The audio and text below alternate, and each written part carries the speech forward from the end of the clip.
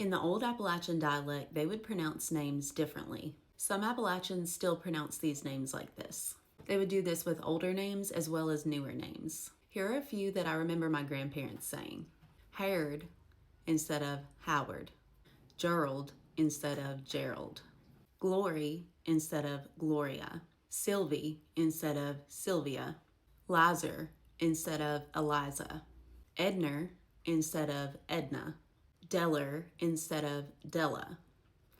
And Eller instead of Ella. Barbary instead of Barbara. Sharon instead of Sharon. Debris instead of Deborah. Bueller for Beulah. Lucindy for Lucinda.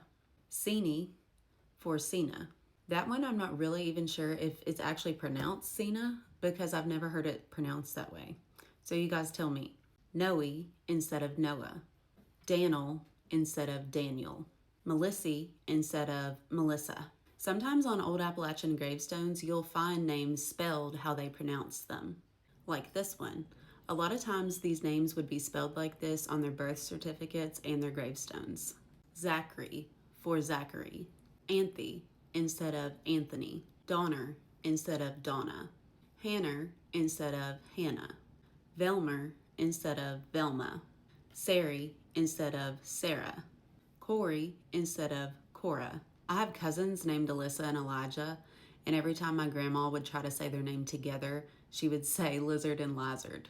She just could not say those two names together. Ashley instead of Ashley.